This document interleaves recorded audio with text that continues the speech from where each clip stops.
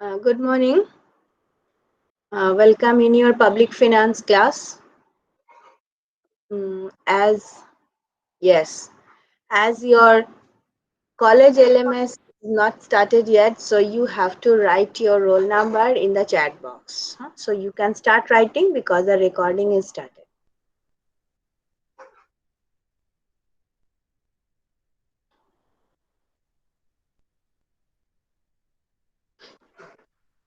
So regarding the syllabus first, all of you know your syllabus already. But it is the paper 13. Okay, the paper number 13. It's a core course, paper number 13, which I am going to discuss with you. So it's the public economics. um, there are 4 units, and from my last semester experience I know that it's very difficult to finish the syllabus because the time is becoming shorter and shorter. The duration is becoming shorter, so that is why from the very first I will start with the speed, okay, so that I can finish the syllabus. Regarding the books, there are so many books in your reference list in your syllabus. You can go through that. The standard book is Madla. Sorry, not the Madla. It's the Musgrave and Musgrave. You can have it. If only Musgrave book is also available, that also you can follow. Um, Hugh Friedlander is another book. These are all the foreign writers. Other than that, you can get Ghosh and Ghosh. This is very good book. There is another book by Shubroto Gupta. You can follow any of the standard public economics books. Okay, so this is what I wanted to tell you. And regarding, as again, as still there is no offline class, so I suppose that you are not going to the college regularly. So in that case, I am trying to share the textbooks from where I will discuss. Okay. And for this semester, I will follow a policy that the book from where I will discuss, I will show you that book in the class. Okay. And after the class, I will share that part. Actually, I have some can I say, the PDF portion, PDF version of a portion of the text. So I will share it, I will show it in the class, and then I will share it in the college LMS. Okay. So that will be helpful because the single book from where I will discuss, you can get it in your LMS. So once you go through that PDF in your LMS, you can, it is easily, it will be easier for you to understand it. Okay, so that is what I will do. And in this class I will not show, I will not do everything in the diagram and the bullet form which I used to do. Here I will show you that portion of the book, and I will discuss from there. Okay, so you can see the book in the class and after the class in LMS. Okay, for this part, okay, so there are 4 units as I said. The first unit is a sort of introduction. The first unit is a sort of introduction. It's what is public good. Actually, all of you know now what is public good. From your same one, you know what is public good. So can you tell me what is public good? Anyone?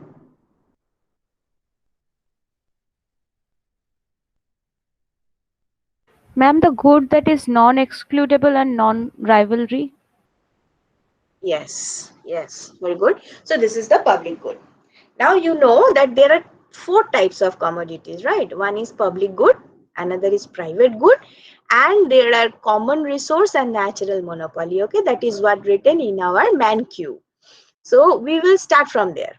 So public economics is something related with the public good, first of all. So here, you know, the public good means it is non-rival in nature and non-excludable in nature. So once it is available in the market, it is available to all. You cannot exclude anyone. Okay, and for that availability, generally you are not charging any price.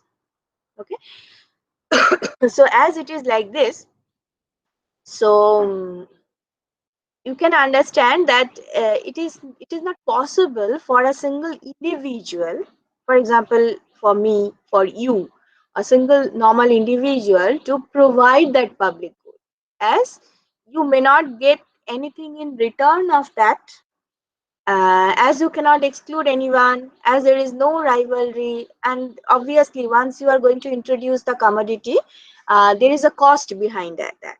So after spending money, if you are not sure that what I will get from it, it is not possible for us to provide it. Okay, so that is why to provide the public good, generally we need government. Hmm. So public economics is very much related with the government activity. So this paper will discuss a lot about the government activity.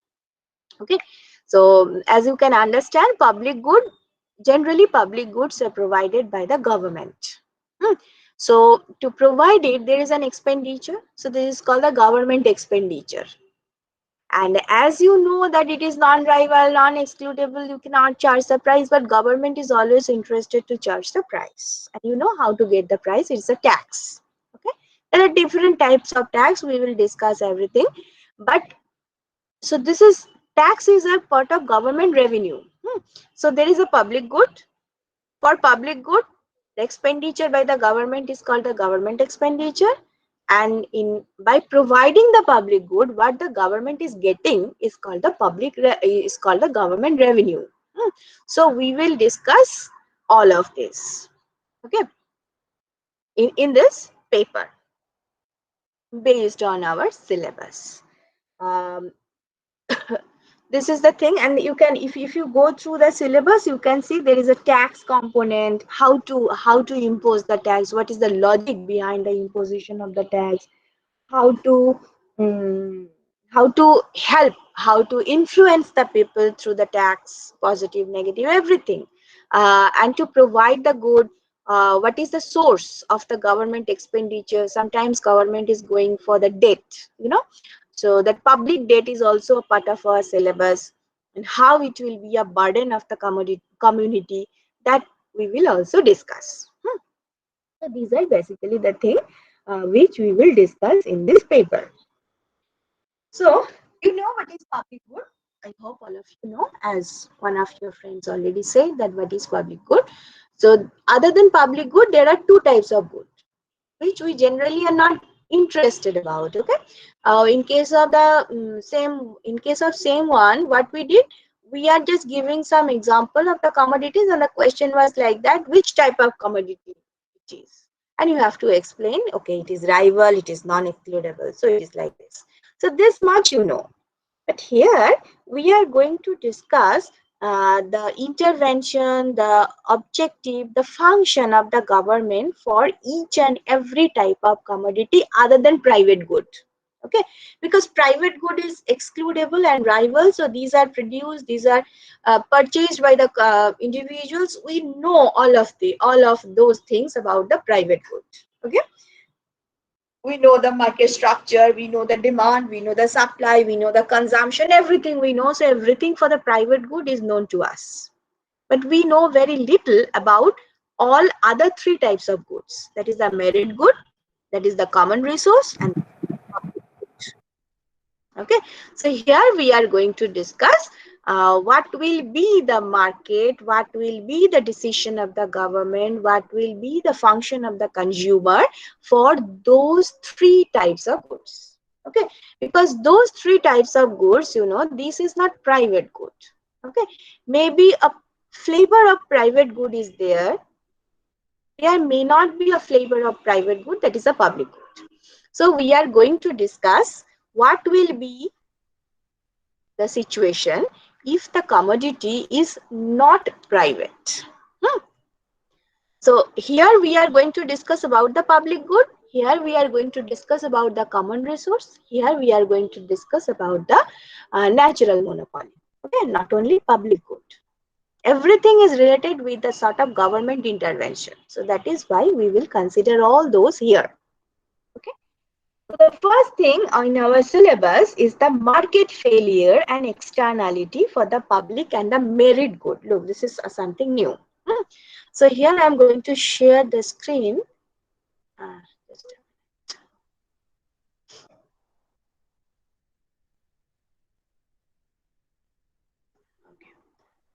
So this is our first unit. There is a market failure, externality, public good and merit good. Actually, the name of the unit is the government in the market economy. So here we are going to introduce the government. If you go through the previous units, in case of the monopoly, in case of perfect competition, uh, only a small part is there for the government. That is a tax. If tax is imposed, if subsidy is given, then what will happen to the equilibrium for the perfectly competitive firm, for the monopolist? That much we have discussed, nothing more. But here we are going to discuss extensively about the government. Okay, so market failure, externality, public good and merit good. We will go through one by one. So first one is the reason behind the market failure. The reason behind the market failure. Look, there are basically three reasons behind the market failure. If there is any public good or social good. What is social good? Social good is the common resource natural monopoly. Okay, these are considered as a social good. So if there is any public good or social good, there may be the market failure. How, we will discuss. The second one is a mixed good. Mixed, if there is a mixed good, that means it is not the private good. So then also you can get the market failure. And the third one, look, it is written in the green color, that is the imperfect competition. You may get the market failure. Now look, that imperfect competition portion is not the part of this paper. We have already discussed the externality portion. If there is imperfect competition, there is positive externality, there is negative externality, how the social welfare is affected by those externality, the social marginal social benefit curve and all those. So we have discussed that. That is why we just keep it fail. So we are not going to discuss point number 3 in this paper. Okay. So here we will discuss how the market fails if there is public good or social good, if there is mixed good. Okay. So that is our concern here. Now the property of the commodity. It may be excludable, it may be rival. If it is excludable and rival, then it is a private good. If it is non-excludable, non-rival, then it is a public good, and a mixtures are also there. These are the basic property of any of the commodities through which you can differentiate them. Now, if two commodities are private, then the consumption optimality, how to get the consumption optimality? The MRS of individual 1 is equal to MRS of individual 2. That is the Pareto optimality. Okay. Here we are going to discuss about the Pareto optimality. So if consumption optimality means MRS should be equal. Production optimality means MRTS should be equal. Okay, so but everything which we have discussed about the production optimality, we assume the commodity is a private good. Commodity X and commodity Y. These are the private good. Okay, they are excludable, they are non-rival, they are rival, they are excludable, they are rival, there is a price for the commodity. Okay, so these are private good. But if it is not private good, then how to get the optimality? Because we are always concerned about the welfare of the society. So how to maximize the welfare? And if there is any type of externality, if in case of private good as well, if there is any type of externality, then market fails. That means you cannot achieve the optimality. Okay, so that was the problem of the externality.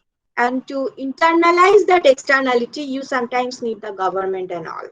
Okay, so for the private good, the thing is very much clear and neat. We must say it's very much neat. If it is a private good, it's very easy to explain the optimalities. But if it is not the private good, there is externality, then how to get the optimality? Because the objective of the government is to achieve the optimality. The objective of the government is to minimize the social welfare loss. Then how to do that? Look, here I am going to the public sector. one by one, a step. It's a step explanation. The first one is, first look here, two commodities are private, X and Y. These commodities are private, so you know what is the Pareto optimality for them in your last semester. But here, if one commodity is private and one commodity is public, look, X and Y, these are two commodities as before, because we have to have two commodities because it's a two-dimensional space. But of these X and Y, one is public. One commodity is a public good.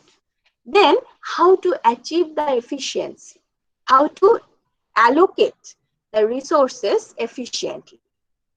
You get my point? You have any problem up to that? Then I will go to that link. Do you have any problem till now? Do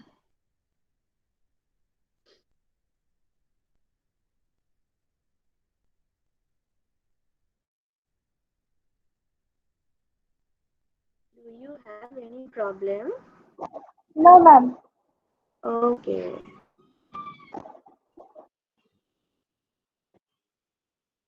So here I am going to open that link. This is the link from Ambor Ghosh, Chandrani Ghosh. Okay. Yes. Look, that I will also share in LMS. Efficient allocation of resources in the presence of private and public good. Okay, but a lot of mathematics and all this. Look here, what is, I'm just giving you the structure. There are two factors of production, labor and capital, and the amount of labor and capital, these are constant, as you know, L bar and K bar, these are given to you.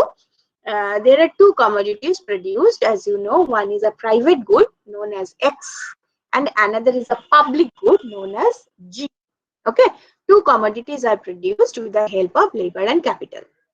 Okay, very much similar to our Pareto allocation. Look, so this is the production function for the private good, and this is the production function for the public good. So you know what is the thing. Now, these after production, these commodities are consumed by two consumers. Okay, so what is the name of those consumers? A and B. Okay, these are the two consumers who are going to consume both the commodities, X and G. Okay, both are going to consume both the commodities, just like before, just like the welfare economics chapter. Very much similar. Now here what we have done, here the utility of individual B is constant. And look here, one more thing is important, that amount of G, that is amount of public good, is same for both.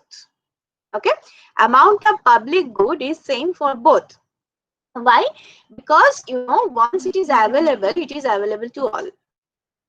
There is no option to choose different quantities. Okay, once the road is available, then road is available to me, to all of the society. Okay, so this is how you can say that. Look here, if you go through the utility function, you can see the difference. XA means the amount of X consumed by individual A. XB is the amount of X consumed by individual B. But look at G. The G is same. There is no GAGB, because once G is there, the same amount of G is available for A and for B. So this is the utility function for A, and this is the utility function for B. Now what is done here? Here, utility of individual B is assumed as constant. You want to maximize utility of individual A given the utility of individual B and the production levels. That means your PPF, you know, this is the equation of the PPF. So PPF is constant, the utility of individual B is constant. You are going to maximize utility of individual A, because this is how you can achieve the optimality. Okay, this is what you did already in your welfare economics. The same thing here you are going to do, only the difference is the public good, that is G. So you have this. Now, once you have, so here you are going to introduce the Lagrange. So Lagrange is here. Okay, the Lagrange expression is here, maximize utility of A. This is the multiplier. These are the multiplier. The first order conditions are also there. The simple first order condition. Okay, and then you have to take the first two equations of the first order conditions. You just make some this side and that side, and ultimately you will get 2.13. What is 2.13? That MRS of individual A plus MRS of individual B is equal to MRTS. So this is the optimality condition. Okay. In case of the Pareto optimality for the private good, the grand optimality, what is that? That was the MRS of individual A is equal to MRS of individual B is equal to MRTS. Okay, that was the third optimality condition in case of private good. But here the optimality condition is a summation. The MRS of individual A plus MRS of individual B is equal to MRTS.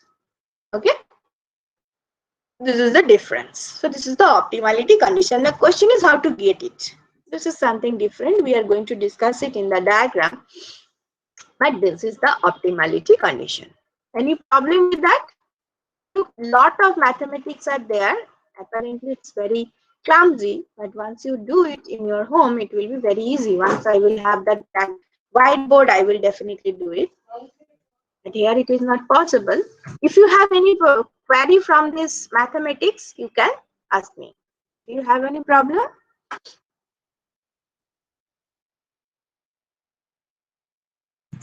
No, ma'am.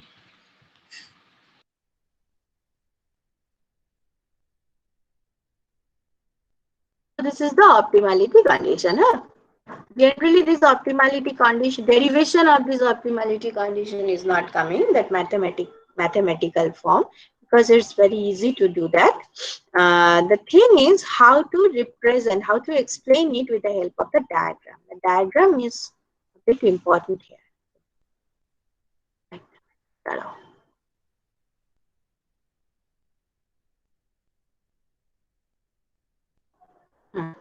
Now look at this diagram.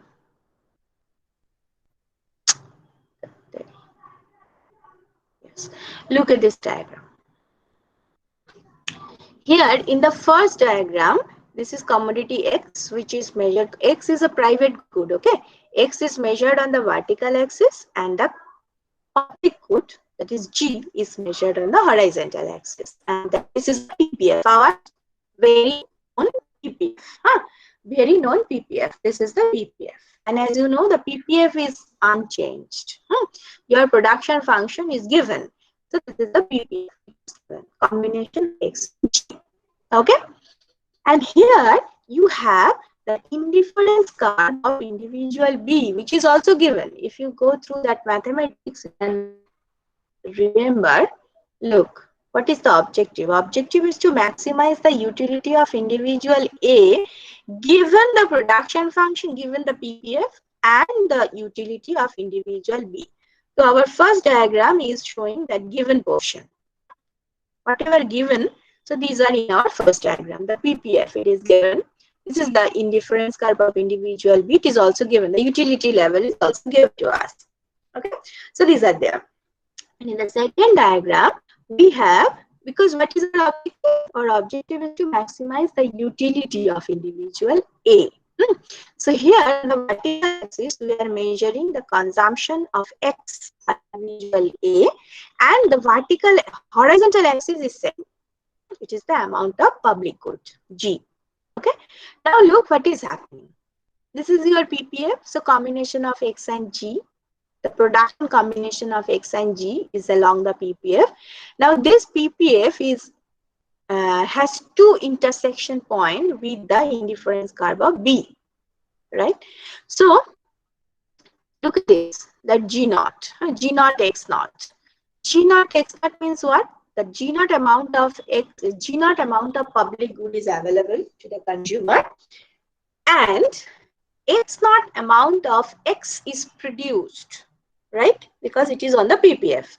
So X naught amount of X is produced. And look, as it is the intersection point between the PPF and the indifference curve of individual B, So this is the production of X and this is the consumption of individual B as well.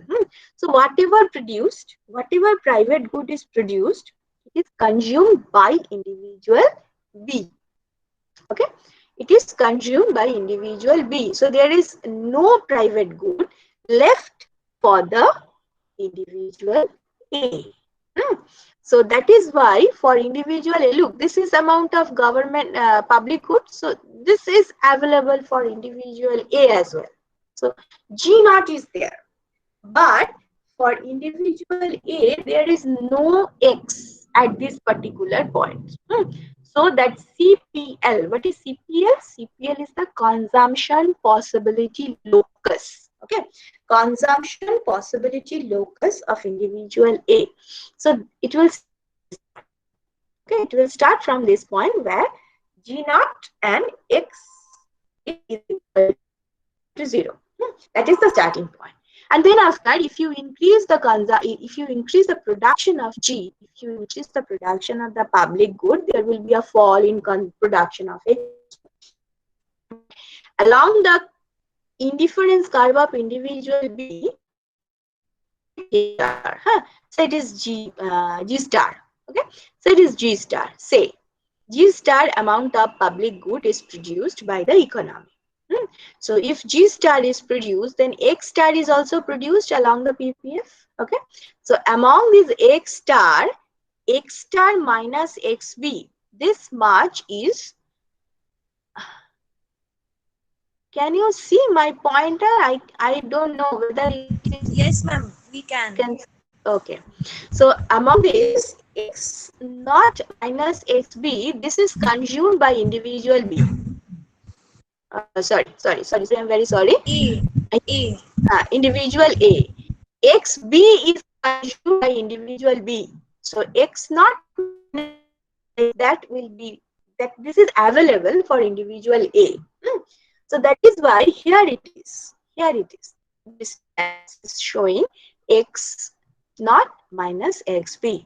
Okay, so this is the availability of private good for individual A.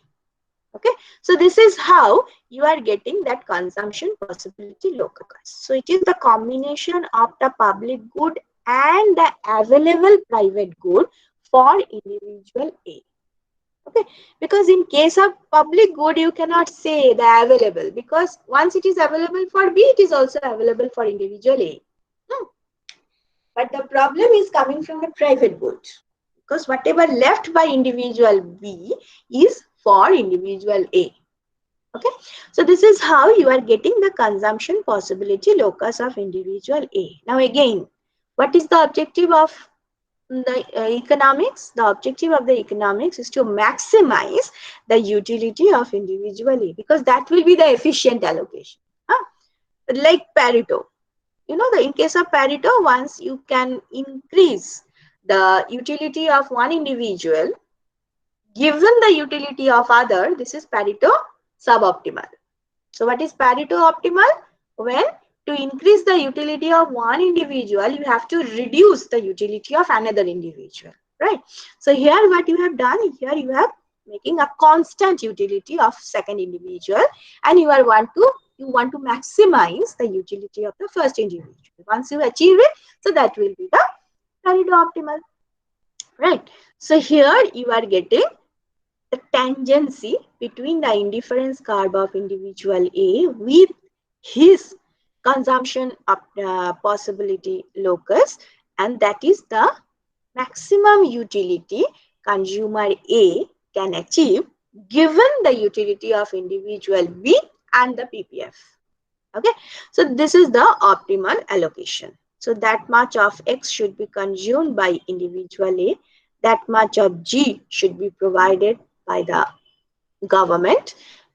Okay, so and the remaining portion is consumed by individual B.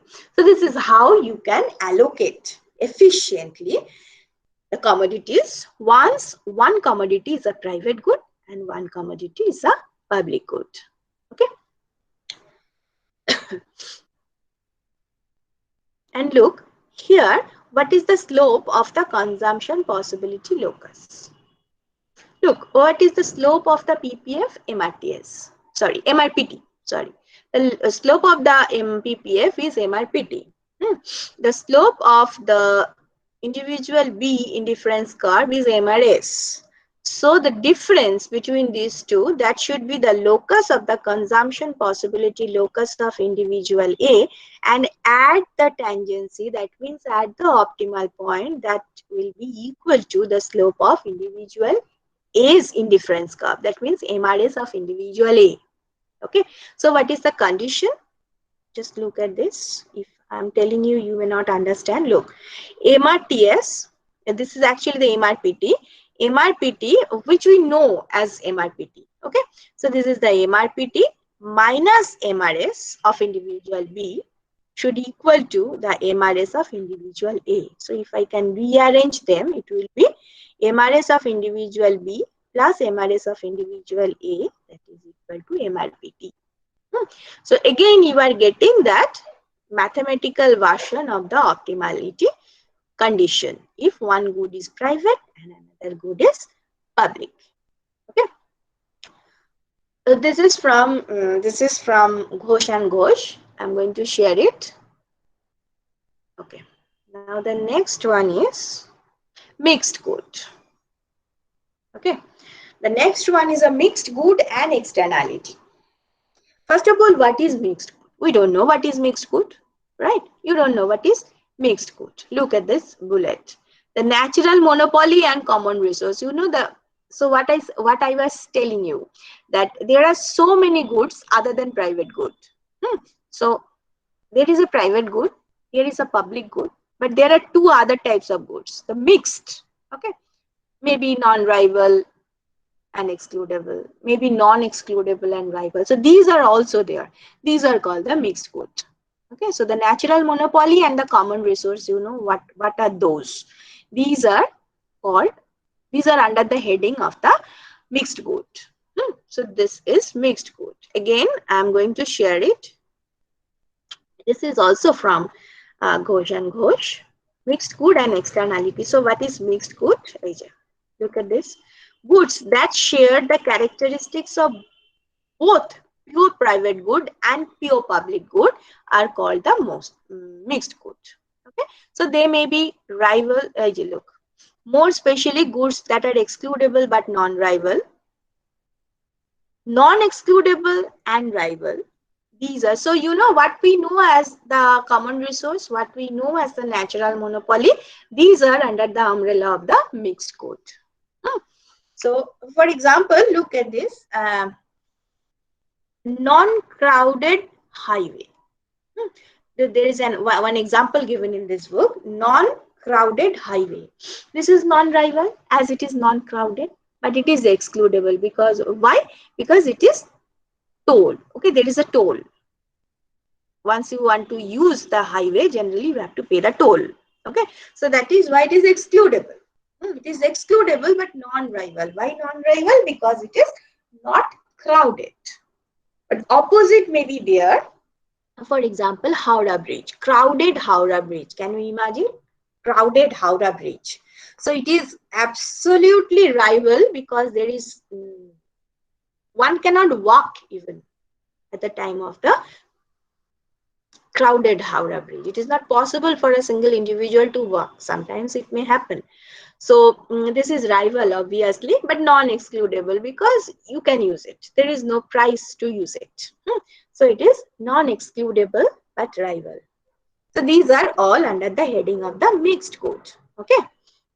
Now why we are discussing about the mixed good? Because they are causing the externality. That is why. There is no other reason to discuss all those which we have already known, which is known to us already. So why we are discussing? Because these are making some externality. And you know, if there is externality, you may not get the optimality. Again, the question is how to achieve the optimality. So that is why we are starting with this problematic goods.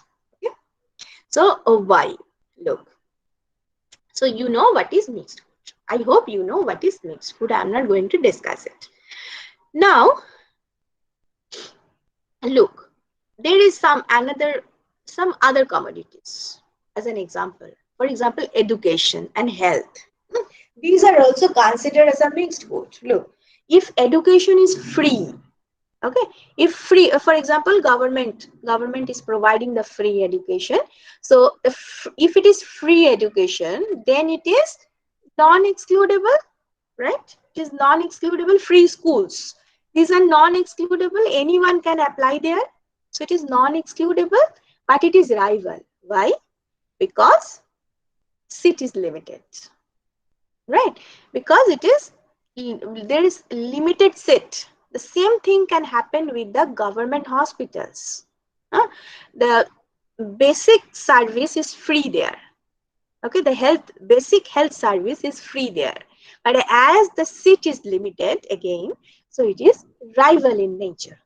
So education and health, these are also under the heading of the mixed code. Okay, now the thing is how they are creating the externality. That is important for us, how they are creating externality. For example, consider free school. Hmm, consider free school, it is non-excludable but rival. Fine, but say there is a student who is in this type of school. So he or she is getting some education from that school, from that system, and that education is definitely giving some positive effect to the society. Okay, we can expect that in future he or she will do some fair job. He will not go for a robbery, he will not go for any type of unfair activity for the society. So that is how society is getting some benefit from his or her education, right? So this is how externality is coming. Hmm. Similarly, in case of health, if a person, he or she may not be so much, he may not have so much of money that he can go to the private hospital, so he's going to the government hospital and getting some health facility from there, getting some health service from there, and now he is a healthy person. Okay, so that will definitely give some positive impact to the society. So positive externality is coming from that commodity as well. So not only the private good, this type of mixed good is also creating some positive externality, negative also come. So any type of externality may arise from the mixed good. Is that okay? So this is mixed good and externality.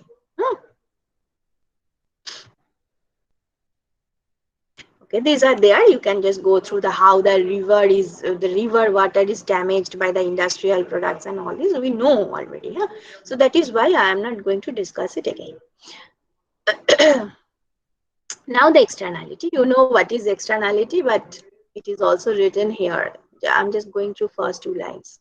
When activities of an economic agent directly affect the welfare of another and not indirectly via the market mechanism, externalities are generated.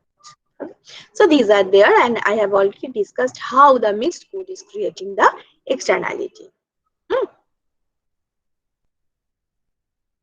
Now the thing is, once, as I said, as there is externality, you may not get the optimum. You may not get the optimum allocation of the resources. That is the problem. You may not maximize the welfare of the society. Then how to get it?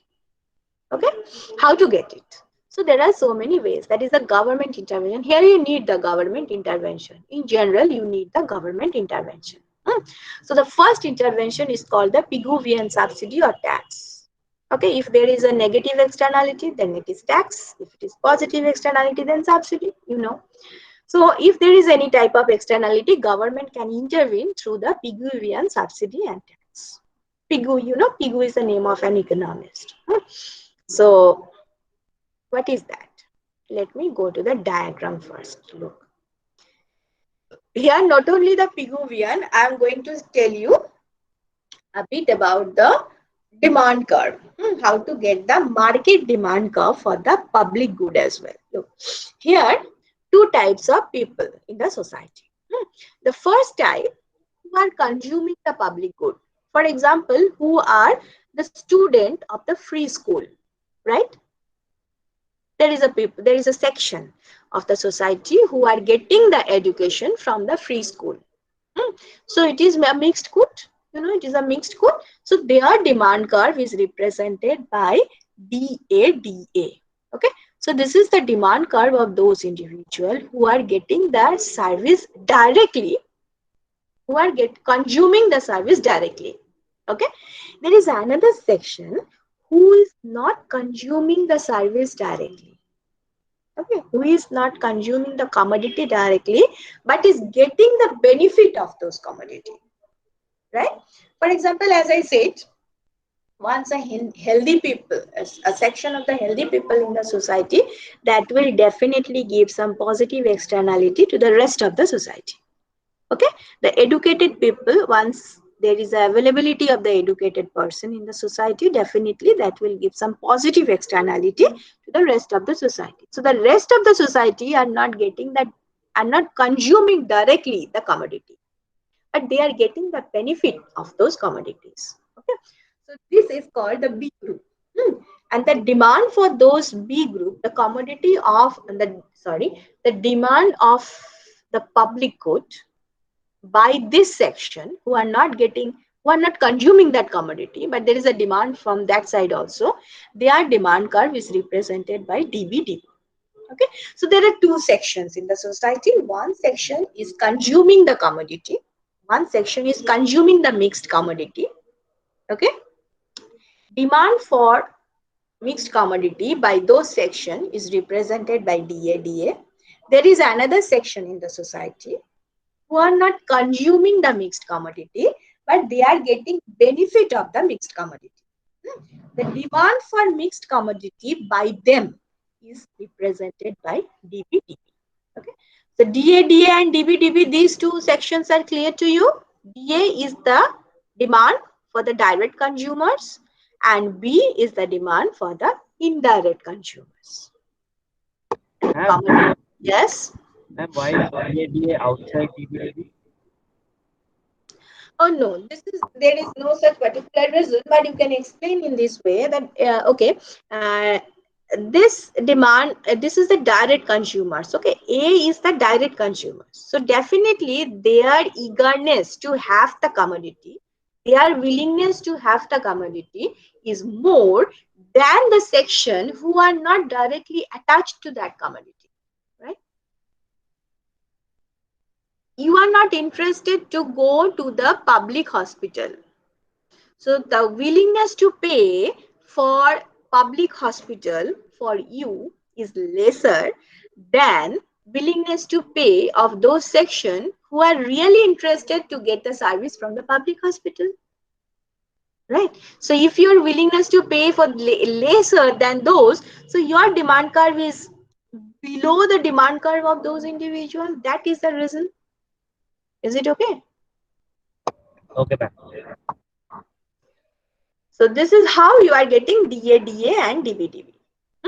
Now the thing is how to find out the market demand of the mixed good, because in the market there are two type of people.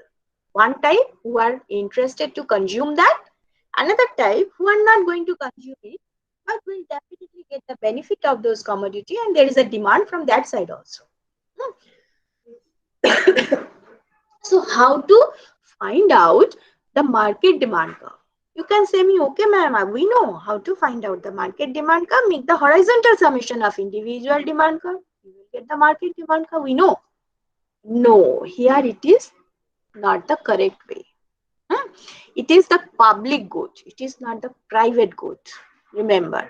So for this type of commodity, horizontal summation will not work. So which will work? Vertical summation. It is the vertical summation. Look what is happening.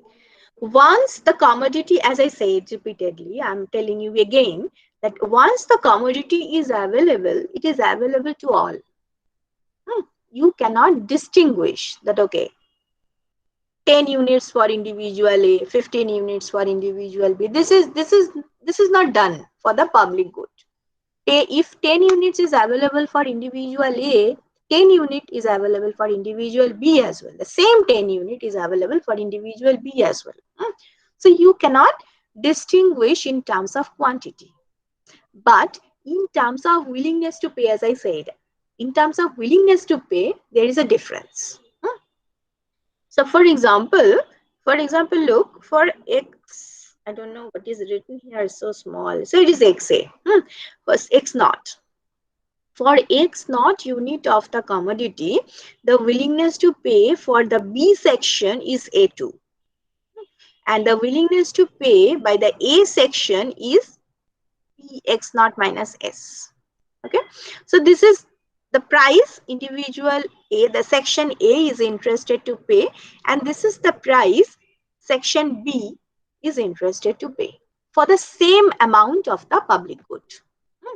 Then what is the total amount of the payment by these two sections? A2 plus PS naught minus S. So what you are doing actually, you are fixing the horizontal axis and you are making the vertical summation.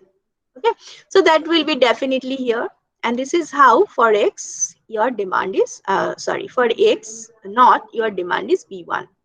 Similarly for X, I don't know what is this, XE maybe, so for that the demand is Q. Okay, so look, it will start from here. The market demand curve, it will start from here. It will not start from any of the axis. It will start from here. Why?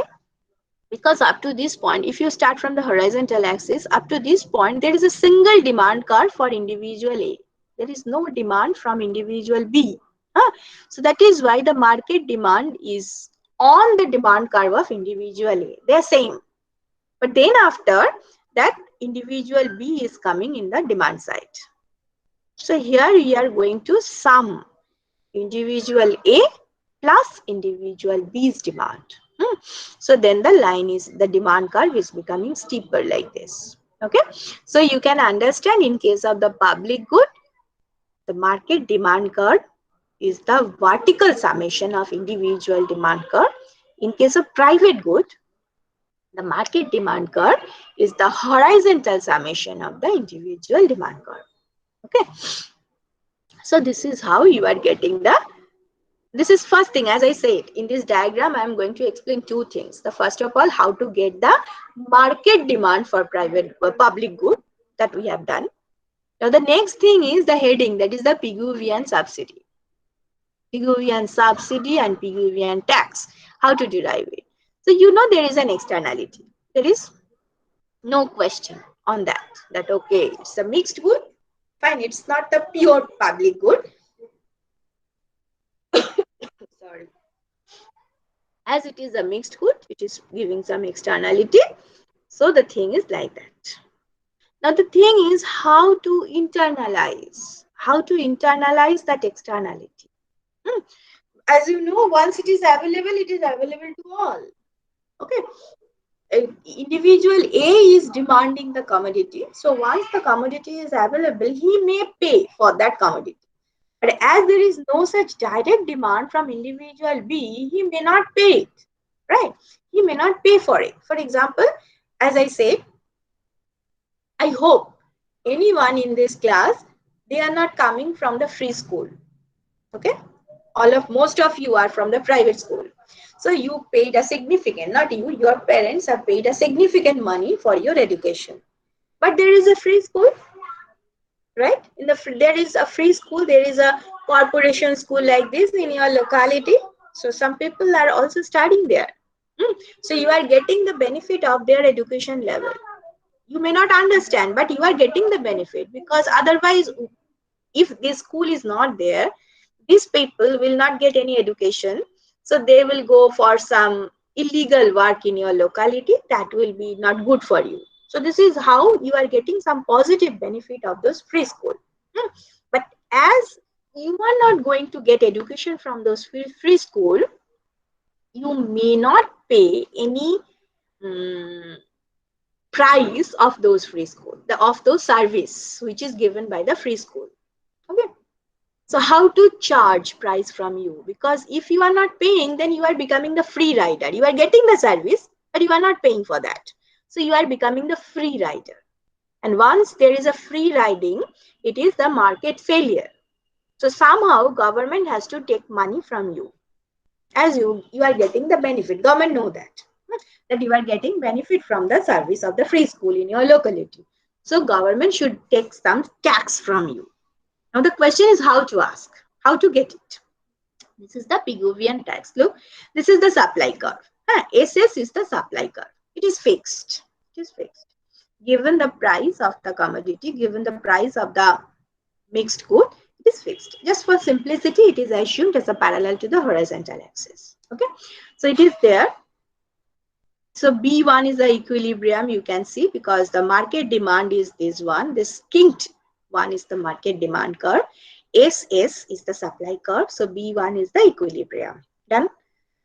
Now, once B1 is fixed, so that X naught is also fixed.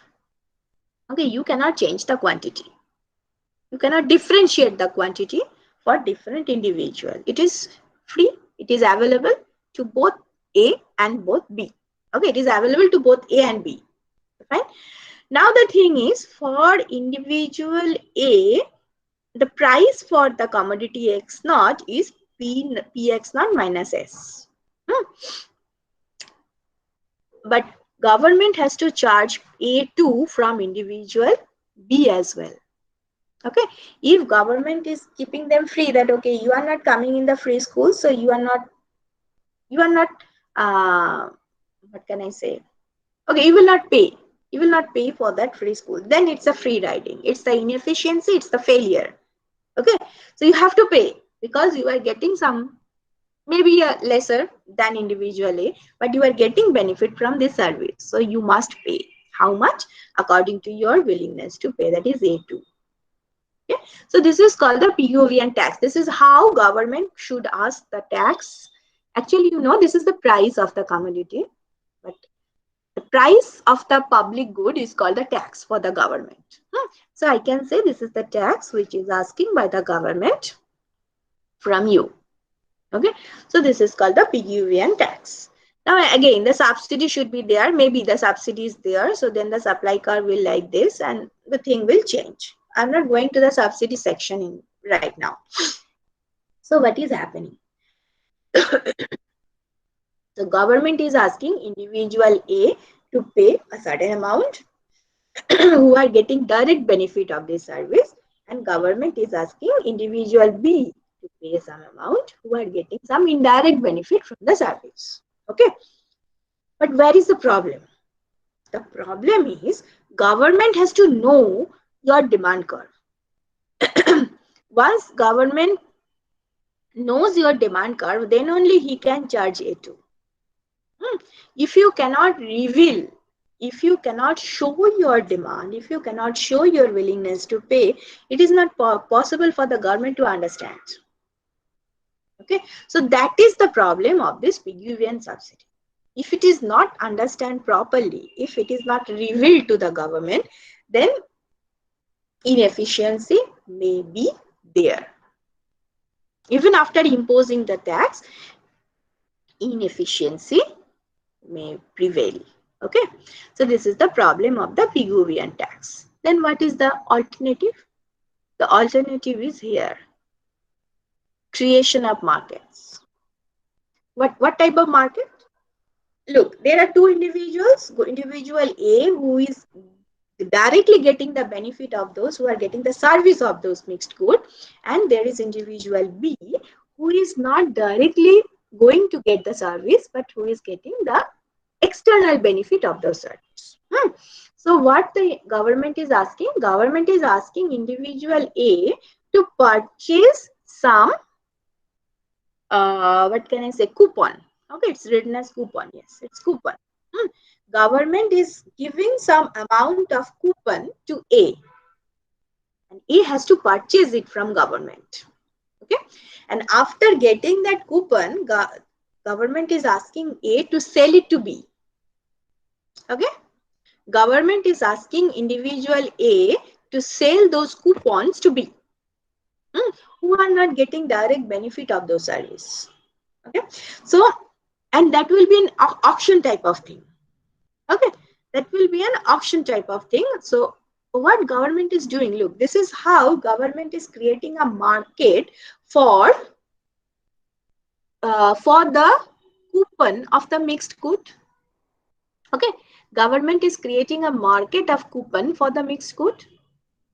So directly, government is directly selling the coupon to individual B, individual A, and is asking individual A to sell it at individual B at higher price. Whatever price individual B will pay according to their willingness, you have to sell it to them. So this is how government is creating the market. But this type of solution is also getting the same problem as of the Pigouvian tax. Because here also you have to know what is the demand schedule, what is the demand curve of individual B. Once it is not clear to individual A, he cannot charge the actual price from individual B. So this is how market can fail. Okay, so these are the problem of the government intervention. Then what is the solution? The solution is the Coase theorem. You know the Coase theorem. But you know, Coase theorem is actually not in our syllabus right now. But as the problem is coming from the government intervention, I have to tell you what is the solution. So that is why I am telling you the Coase theorem. But you know the Coase theorem already. Because why I am telling you that Coase theorem is not in our syllabus right now? Because Coase theorem is saying that there is no need of government intervention. Coase theorem is saying we don't need government. We don't need any type of intervention. Let it be solved by those individuals who are getting the benefit. So if they are going for the negotiation, if they can successfully negotiate among themselves, they can solve it out. This is the Coase theorem. So as it is saying that there is no need of government intervention, and the name of the unit is the government intervention for the market failure. So this is not in our syllabus right now. But according to Coase theorem, you can solve the problem with your own. Okay. So this is the mixed good, market failure, or the externality, and the government intervention. Okay. So this is from Ghosh and Ghosh. Any problem? Yes. And in the Pigouvian tax diagram, could you explain one part? And could you show the diagram once more? Yes.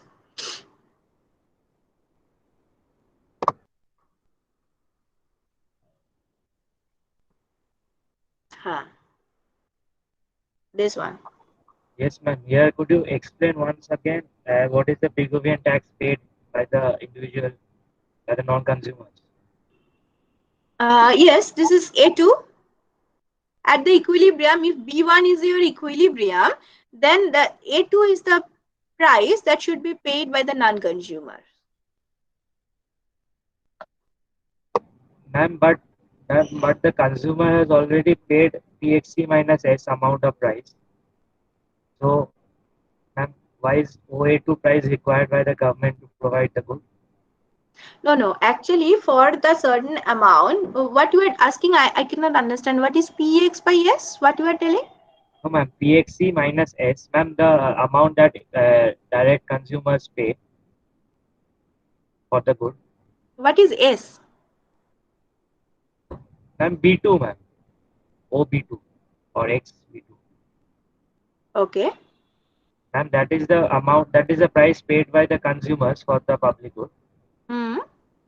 And ma'am, OB1 is the actual price of the public good due to the market demand. Hmm. So, ma'am, if You are OB2 asking is, that why not the remaining money? Okay. yes, ma'am. No. You are asking that, okay, this is the price of this. This is paid by individual B, individual A. So this should be paid by individual B. Then it will be solved.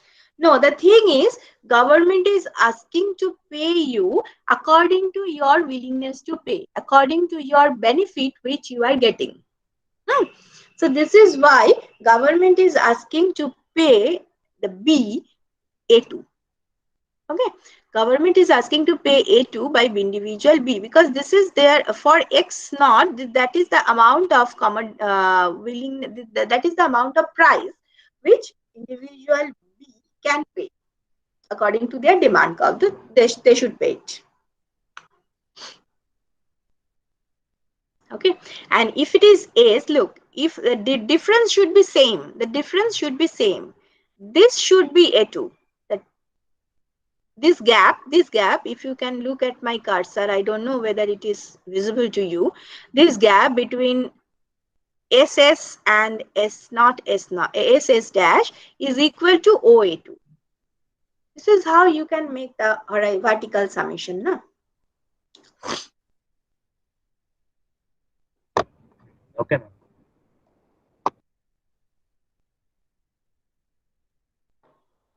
Okay, so this is the mixed good and externality. Now, the role of public expenditure on economic development.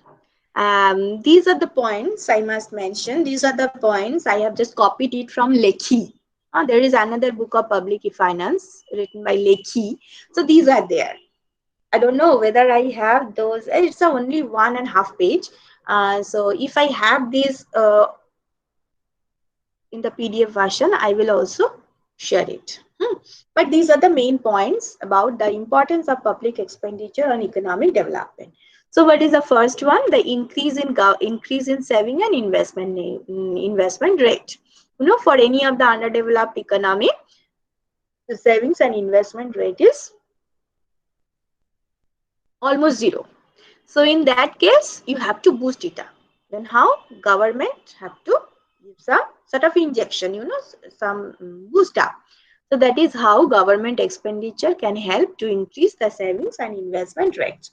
The second one is the equal distribution of income and wealth. One economy is underdeveloped because the unequal distribution of income and wealth.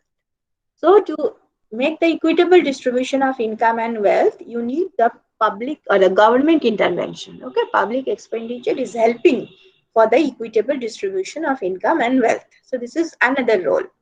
Third one is the reduce inflation. Sometimes as underdeveloped economy is getting so much of problem, internal problem, unrest may be there, so many things may happen inside the economy, then inflation may rise suddenly. To control it, you need the public expenditure, public intervention. If there is an inflation, government has to take the money from the people. If there is a deflation, then you have to you have to give the money to the people. So this is how you can control the inflation rate. The fourth one is achieve the economic growth and full employment. Definitely public where there is a lack of money, where there is a lack of intervention by the private people, then government can intervene there to help to improve the economic growth and to get the full employment, because that is the ultimate objective of any of the welfare economy. Now, capital formation. If the savings rate is very low, capital formation is also very poor there. So government has to give a lot of money in the economy so that capital formation will be. Government can purchase. Okay, government can purchase, government can produce, government can install expensive machineries, expensive capital, maybe from the foreign countries, so that capital should be available in the underdeveloped economy. So their productivity will increase, profit will increase, and this is how they can grow. For economic development, obviously, for economic development is something more than economic growth. So for economic development, you need to develop your health, you need to develop your education, infrastructure, sanitation, a lot of things you have to improve. So a lot of money is needed. So public expenditure is very much required for the economic development. Optimum utilization of the resources. Once you utilize, once you there is a in case of generally in underdeveloped economy, natural resource is significantly available. There is no lack of natural resource, but the problem is the use of those natural resource is not there. The proper utilization of those natural resource is not there. So to do that, you need government expenditure, you need the public expenditure, and definitely the economic life. Economic life means the standard of life. You can control, you can influence the living standard of the people through the public expenditure. Okay, and this is how you can guide Okay, you can channelize the people's living. So these are the main areas where public expenditure is helping. Okay. Okay, this is our first unit, very small unit actually. Don't worry, our second unit is not so small. If you have any problem for the first unit, tell me, then I will go to the next unit. Yes.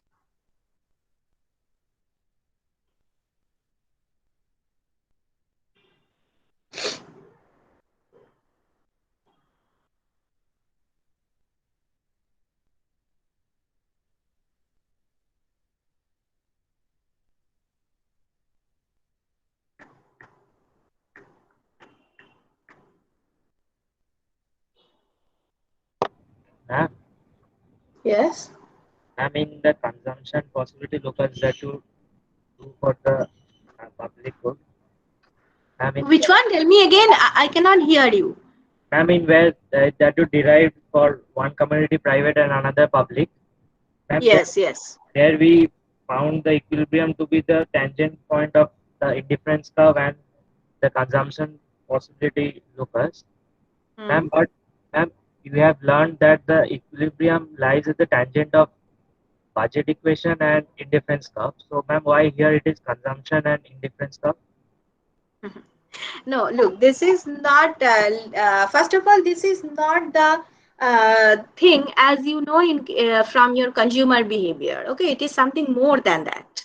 Here we are trying to club the production and the consumption side. In case of your budget equation indifference curve, that was the thing where your income is a constraint. Okay, this is for a single individual. The income is constant. Given your income, you have to maximize your utility. But here we are making it a broader way. Here your production is constant. Here your production is constant. Given the production, you have to maximize your utility. Is it okay? And that was not the Pareto optimality. In case of that budget constraint indifference curve approach, that was the consumer's utility maximization given the income, given the prices of commodity. But here it is the welfare maximization, a broader concept. Given the production level of the community, how you can maximize your utility. So it's a type of Pareto optimality, your welfare economics discussion. So here you have to remember, here your constraint is not the income. Here the constraint is the production level. You cannot go beyond that PPF. Okay, with respect to the society, with respect to the economy, you cannot go beyond the PPF. So PPF for individual B is this one. Obviously, this is also for individual A, but for individual B, as individual B's utility level is constant, so we can find out what is the exact consumption of private goods by individual B. So what is left? It is for the individual A. So this is how you are getting that CPL, that is the consumption possibility locus. Okay, so this is the option. This is the option path. I can say this is the option path for individual A. Okay, this is the production option path for individual A. Individual A has to consume any combination within this path, below this path or on this path, but not beyond that. Beyond this point is not allowed for individual A, given the production of the economy. So this is how he is given this path, he has to reallocate or rather allocate his consumption pattern. Now, once the public good is given, so he cannot change the consumption of public good. Once it is available, it is fixed for him. So he, given the availability of the public good, he has to choose his private good consumption so that he can maximize. So there are a lot of constraints in front of the individual A. The first upon the production, the second one is the consumption of individual B. The third one is the availability of the public good. These are all given to him. So given that, he has to choose his consumption of X. private good, so that he can maximize his utility. Okay, so this is how you are getting the tangency. These are what you are telling, these two are quite different. Okay, ma'am. Thank you.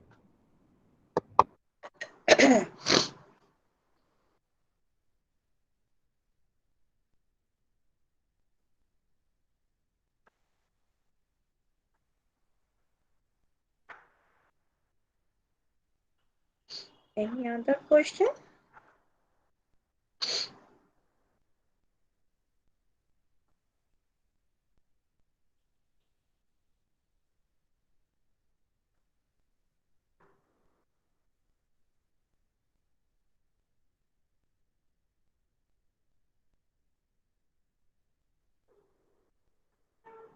I hope no.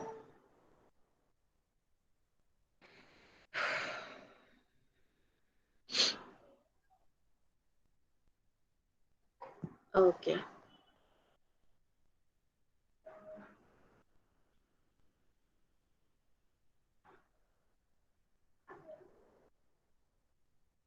Sure. Just a minute.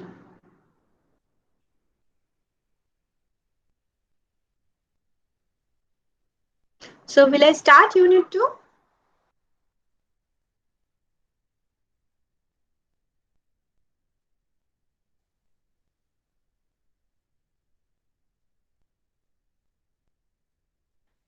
Okay, it's better not to start. I will start it in my next class. In this week, I have another class, another 2 classes with you. Okay, so they are in a double period. I will discuss it there. Unit 2. Remember, before discussing unit 2, I must say something about your. Just a minute.